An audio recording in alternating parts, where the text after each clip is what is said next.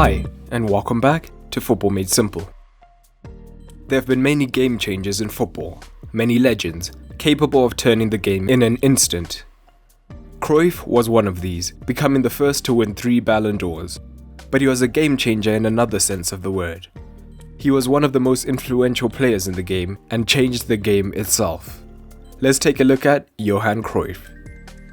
Just before then, if you want to keep up with the latest news, match reschedulements and updates on when the league will be back, check out the OneFootball app.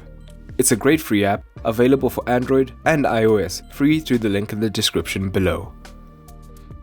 Cruyff, fittingly, was a product of the Ajax Youth Academy, joining it early on in his teens before breaking into the first team aged just 17.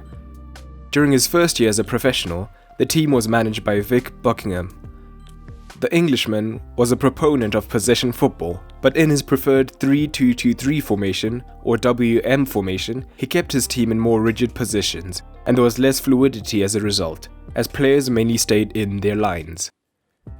But when Buckingham was replaced by former player Rinus Michels, total football had come to Ajax, and the star man of this system was Johan Cruyff.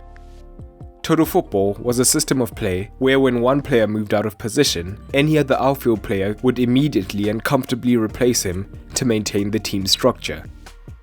It made positions obsolete, nothing more than dots on a paper, and its influence is visible today in marauding fullbacks, inverted wingers, and more. So what was Cruyff's importance to this?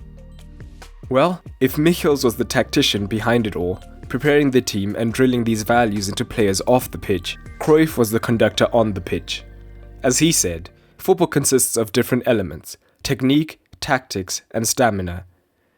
There are some people who have better technique than me, and some who may be fitter than me, but the main thing is tactics. With most players, tactics are missing. You can divide tactics into insight, trust, and daring. In the tactical area, I think I just have more than other players. Playing as the forward in a 4-3-3 or 1-3-3-3 due to the sweeper, Cruyff would control the team's positioning and instruct players where to move to create maximal space. As his Ajax teammate Husserl recalled, "We discussed space the whole time. Cruyff always talked about where people should run, where they should stand, and when they should not be moving. It was all about space and coming into space." Cruyff understood the Michels system before the others did, and as such, was often the trigger for his teammates' movement. He used his intelligence to decide where he could cause the most damage. He was only a forward nominally. If he spotted a weakness in the opposition's fullbacks, he drifted to the wing, causing momentary confusion in the opposition's backline. From here, isolated against the retreating fullback, he could use his incredible close control, pace, and dribbling range to drive past the defender to get a shot or a cutback in. The invention of the Cruyff turn is the most famous example of this. But he could just as easily curl in an outside of the foot cross with a nonchalant swing of the right boot. His passing range was unmatched, and he was just as happy to fall into any of the midfield roles. From here, his role as the on-field tactician was clear, often seen pointing and gesticulating where teammates should be before unleashing a pinpoint pass with unerring accuracy.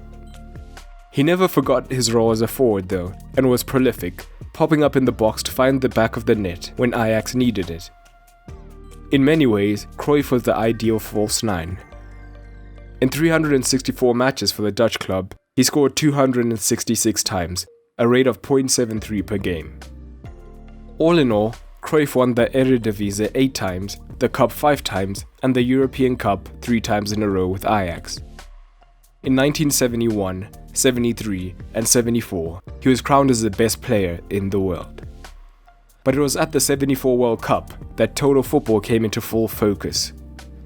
To take advantage of the players available to the Dutch team and to maximize Cruyff's potential, Rinus Michels was appointed as the manager for the tournament to bring his free-flowing football to the team. He promptly switched the 4-2-4 to the 4-3-3 to maximize space coverage.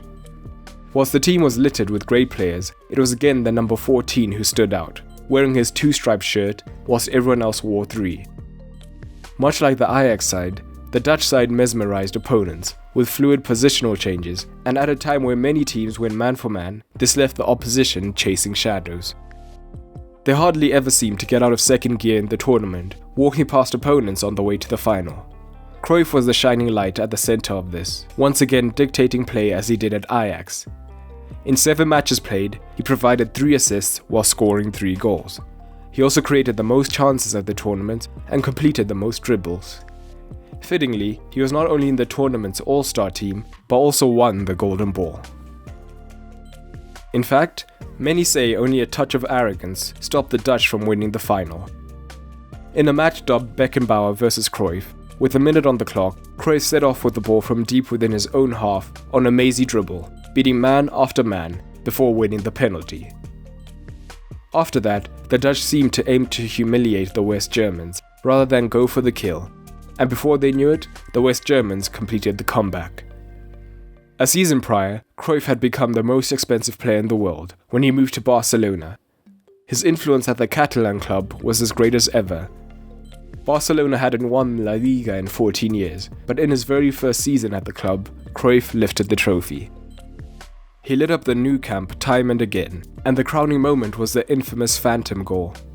From the right-hand side, a Barca man beat the defender before sweeping in a left-foot cross that seemed destined to drift out of play. The ball had drifted past the far post at head height before Cruyff leapt into the air, twisted his body to hook it into the goal with the heel of his right foot. Football artistry by football's greatest maestro. Cruyff was never the strongest or the quickest, but he showed how intelligence could rule the game. In his own words, football is played with the brain, and the legs are just there to help. As he said, simple football is the most beautiful, but playing simple football is the hardest thing. So remember, keep it simple.